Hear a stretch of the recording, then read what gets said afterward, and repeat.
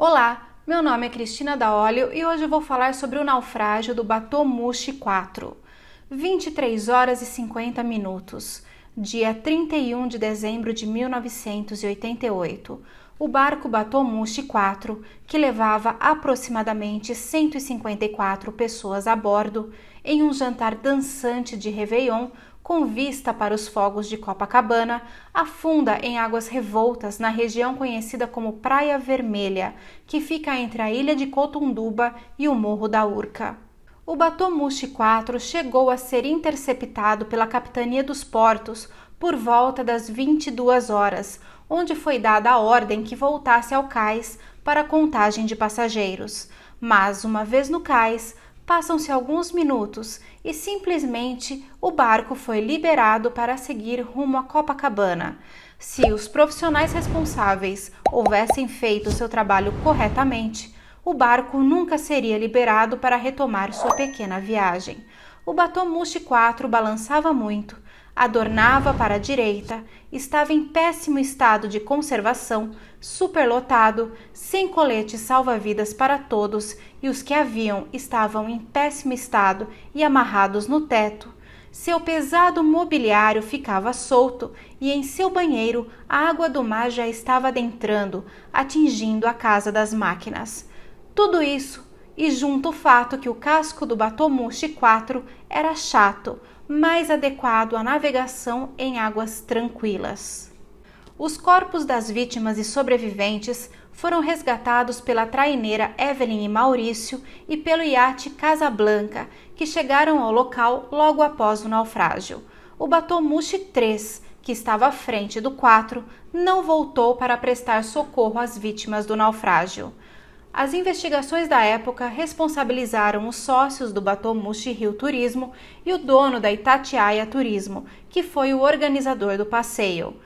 Quase 35 anos depois, e nenhum dos envolvidos no naufrágio está preso. Apenas uma família foi indenizada, as outras aguardam julgamento de infindáveis recursos. A cobertura do naufrágio foi feita pela Rede Globo. Renato Machado e o repórter cinematográfico Lúcio Rodrigues estavam escalados para cobrirem os fogos de artifício de Copacabana e estavam a bordo de uma traineira quando aconteceu o naufrágio. Os dois foram a primeira equipe a chegar ao local para onde estavam sendo levados os corpos e os sobreviventes. Renato relata que aquela noite o tempo estava muito ruim, havia uma garoa fina e as ondas estavam altas. O barco onde estavam subia mais de 1,5 metro e todos passaram mal, inclusive ele e seu cinegrafista. Eles concluíram que não conseguiriam nenhuma boa imagem dos fogos e resolveram voltar. E ao chegar na praia, ele ficou sabendo do naufrágio. Então, ele questionou para onde estavam levando os corpos, onde lhe foi dito que estavam no Yacht Club. Foi aí que eles começaram a se dirigir para o Yacht Club e no trecho do Aterro do Flamengo seguiram logo atrás de 2 ambulâncias. Quando conseguiram entrar no Salvamar em Botafogo, o portão do local rapidamente se fechou.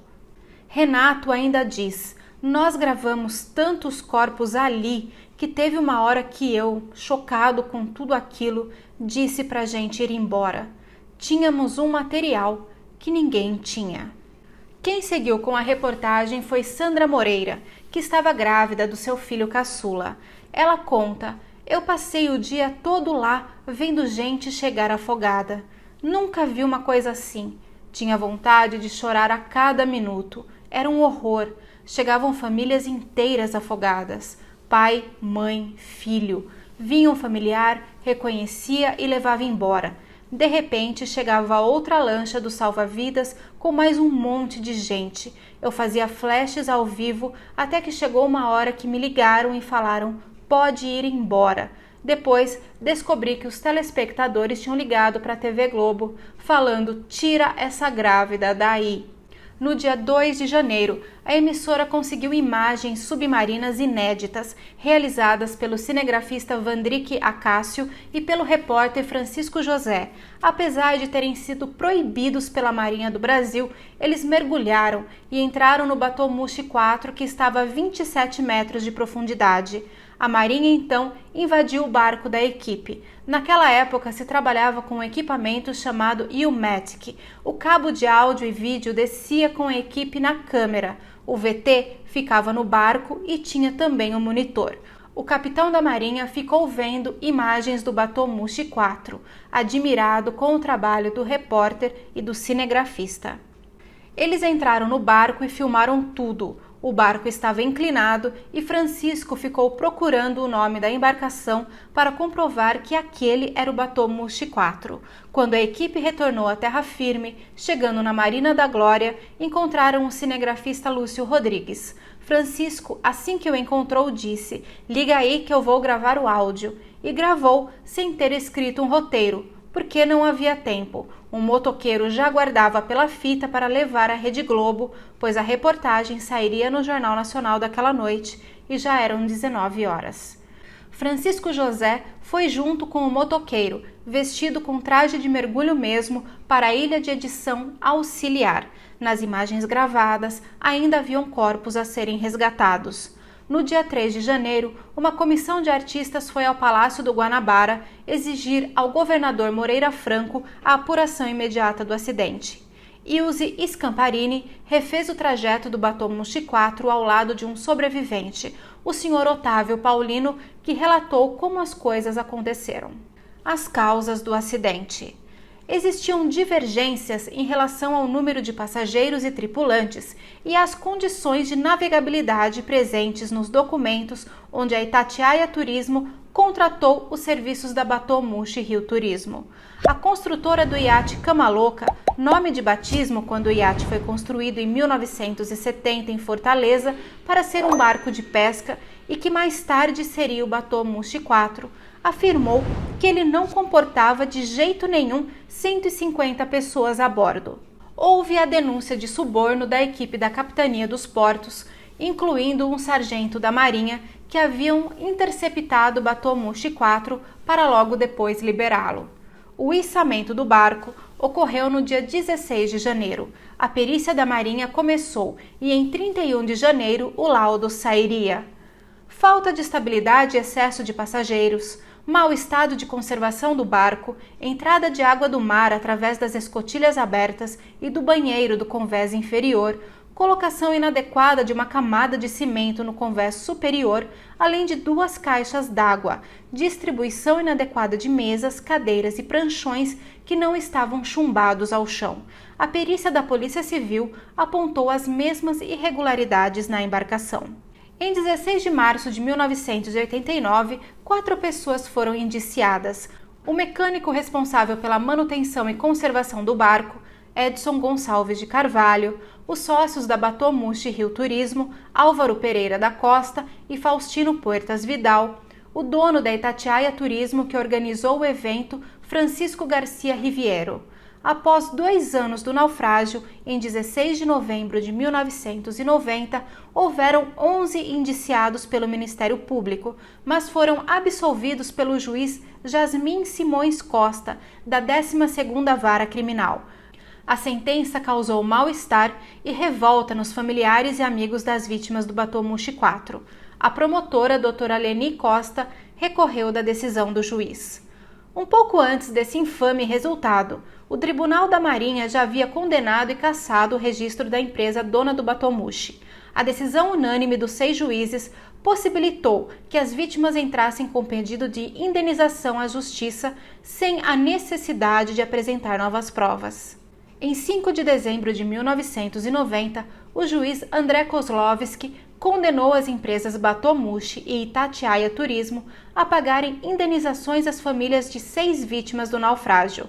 Após, o juiz José Ricardo Cerqueira declarou os donos do barco culpados e foram condenados por danos morais e materiais. Essa sentença foi resultado da ação movida pelo economista Boris Lerner, que perdeu mulher e seu filho no naufrágio. Condenou também a empresa que organizou o evento e a União, que é quem deveria ter fiscalizado melhor a embarcação. Dos 6 oficiais da Marinha que foram indiciados por permitirem que o Batomushi continuasse com a navegação, 3 foram absolvidos e 3 condenados. No entanto, como eram réus primários, os militares cumpririam suas penas em liberdade. Em novembro de 1991, os sócios da Batomuxo e Rio Turismo, Álvaro Pereira da Costa e Faustino Vidal, foram condenados a 4 anos de prisão em regime semiaberto. Apenas no final de 1993, eles começariam a cumprir a pena. Em fevereiro de 94, tiveram sua prisão preventiva decretada juntamente com Avelino Rivera, também sócio da Batomuxo e Rio Turismo. Os 3 foram denunciados em outro processo e responderiam em regime fechado por formação de quadrilha, sonegação fiscal e falsificação de documento privado. Eles fugiram. Em 1998, foi mostrado que Avelino e Faustino estavam na Espanha e Álvaro em Portugal, vivendo suas vidas como se nada tivesse acontecido. Embora Avelino e Faustino houvessem sido presos pela Interpol a pedido do governo brasileiro, a extradição dos dois foi negada pela Agência Nacional Espanhola. Mas o que aconteceu naquela fatídica noite? Aquela noite, as condições para a navegação não eram das melhores. Caiu uma chuva fina e o mar estava muito agitado. Com saída prevista para as 9 horas e retorno às 2 da manhã, o passeio custava 150 mil cruzados, algo em torno de R$800 pelos valores de hoje, e dava direito a ceia, peru, farofa, tender e fios de ovos e música ao vivo. Quem entrou por último já viu o caos que seria aquele réveillon. No convés principal, muitos não encontraram lugar para sentar. Todas as mesas já estavam ocupadas. Se subissem para o deck superior, teriam de ficar em pé, espremidas ao lado dos músicos do conjunto Café com Leite. A ceia acabou antes do previsto, demonstrando que os organizadores não haviam planejado o número de passageiros. Não houve um controle, os ingressos eram vendidos no restaurante Sol e Mar, não havia lista de quem estava a bordo, dificultando saber o número correto de passageiros. Houve atraso para a saída do barco. Conta-se que o mestre Arraiz Camilo Faro estava muito preocupado por saber que o barco estava superlotado, mal conservado e ele queria ficar o mínimo possível no mar. Por volta das 10h15, o Batomuxo 4 foi interceptado por uma lancha da Marinha. O primeiro sargento Antônio Braga de Vasconcelos subiu a bordo e, como de praxe, verificou a documentação do barco e a habilitação do mestre Arraiz Camilo Faro. Tudo indica que o barco teria sido liberado ali mesmo se Camilo não tivesse dito ao oficial que desconfiava de superlotação.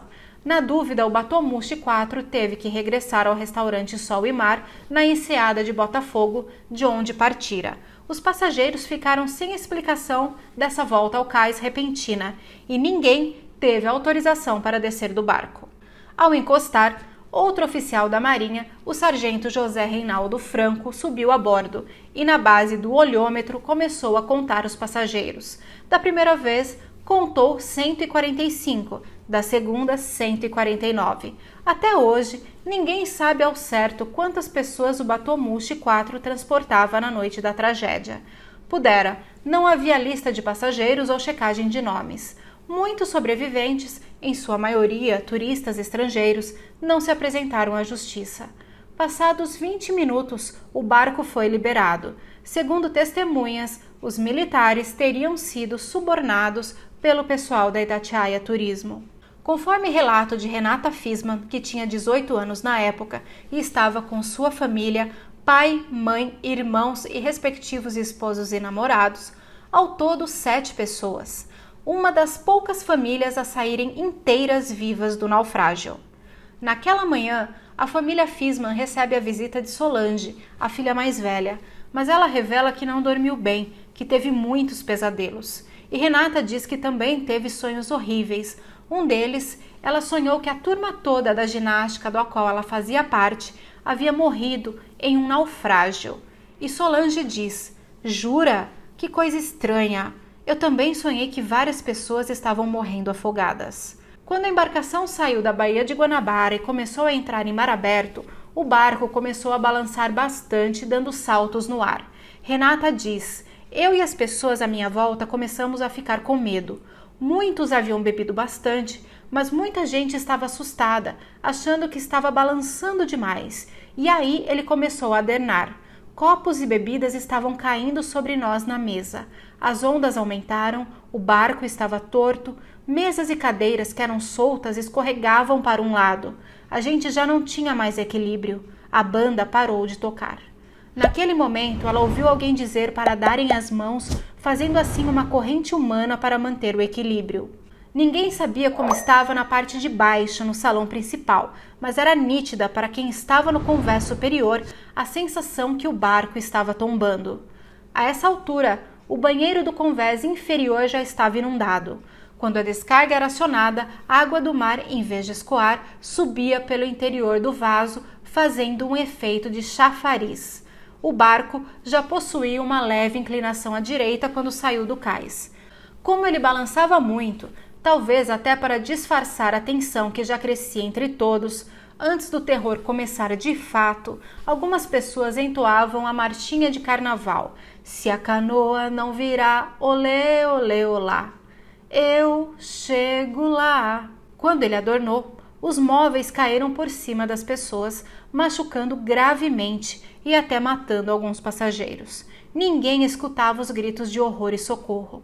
Os fogos de Copacabana já haviam começado. Pouco depois de adernar, o Batomushi 4 ficou com o casco virado para cima. Os passageiros que se encontravam no convés superior se jogaram ou foram lançados ao mar. Já quem estava no salão principal ficou aprisionado no interior do barco. À 00:10, o Batomushi afundou. Muitos barcos passaram pelo local, mas não prestaram socorro e alguns até atropelaram quem estava na água. Dentre as 55 vítimas fatais estavam Yara Amaral e sua mãe. Yara, de 52 anos, era uma atriz de alto escalão das novelas globais. Tinha um sonho recorrente e assustador. Yara se via morrendo no mar, o que lhe causava verdadeiro pânico. A atriz não sabia nadar e não entrava na piscina. Alguns dias antes do naufrágio, ela decidiu começar a enfrentar esse medo, exatamente porque ela se via morrendo no mar. Entrou na piscina de sua casa e decidiu aprender a nadar, já que seus filhos eram exímios nadadores, surfistas e adoravam a água. Em uma entrevista, ela disse: "Quando eu olho o mar, nunca vejo as ondas vindo em direção à praia. Eu vejo ao contrário, as ondas indo em direção ao mar. E sempre tive a impressão de que um dia ela vai me pegar e me levar embora." Yara Amaral, em entrevista à revista Isto É.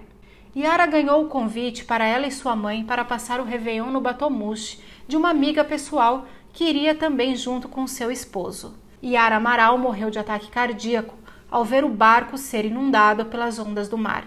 Em uma daquelas tristes coincidências, seu nome Yara em tupi-guarani significa aquela que mora nas águas, mãe das águas.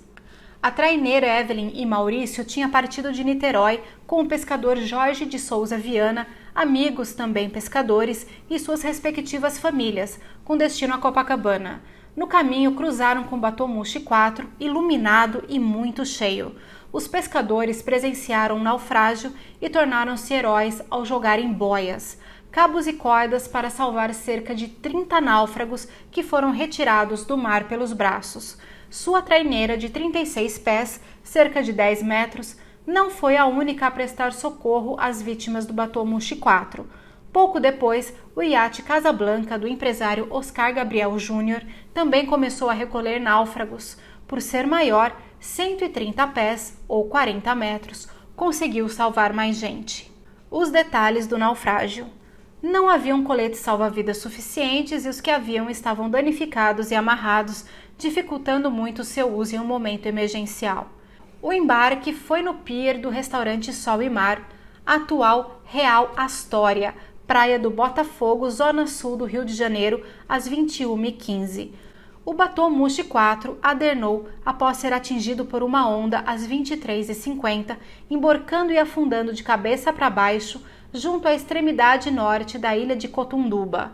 Com a ajuda das fortes ondas, o principal motivo do naufrágio foi que às 23h50 todos os passageiros se movimentaram para ver os fogos de artifício por boroeste do barco, o que o fez naufragar.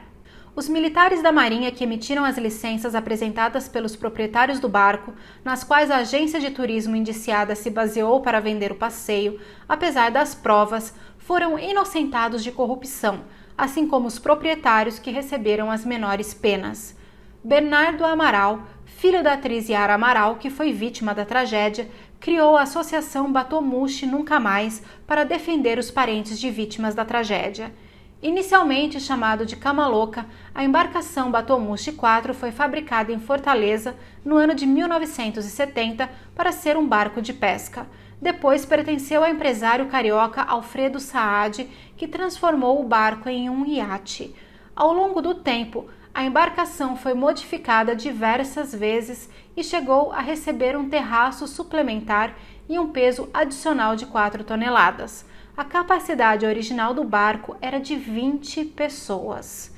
O regulamento da festa previa que, se o mar estivesse ruim, e estava, o passeio se restringiria à Baía de Guanabara, sem chegar a Copacabana. Durante o tempo em que o Batomushi 4 ficou retido no pier, o mau tempo e a situação do mar pioraram, com ventos muito fortes. Ao saírem do cais e retornarem para o caminho que os levaria a Copacabana, os motores inundados pararam de funcionar, bem como o gerador de energia. O barco ficou às escuras e à mercê da força das ondas. O naufrágio foi dramatizado em um episódio do programa Linha Direta, exibido em 29 de julho de 2004 e está disponibilizado, pelo menos até esta data, na íntegra aqui no YouTube. Em 2015 foi lançado o excelente livro Batomushi, uma tragédia brasileira, escrito por Ivan Santana. No livro, ele reconstitui os minutos que antecederam a tragédia, faz uma investigação minuciosa sobre os bastidores do acidente e apresenta emocionantes histórias de sobreviventes. Segundo Ivan, o número de mortos só não foi maior graças à bravura dos pescadores, que conseguiram resgatar muitas vidas. Mais de 30 anos depois, ninguém foi punido. 55 pessoas morreram no naufrágio. Famílias inteiras foram dizimadas. Eu era uma criança de 9 anos quando o Batomushi 4 naufragou e lembro bem de Yara Amaral ter sido o rosto mais emblemático do naufrágio. Atriz experiente de teatro, ela vivia seu auge na televisão também. Seu último papel foi na novela Fera Radical. Você conhecia a história do Batomushi 4? Obrigada por assistir.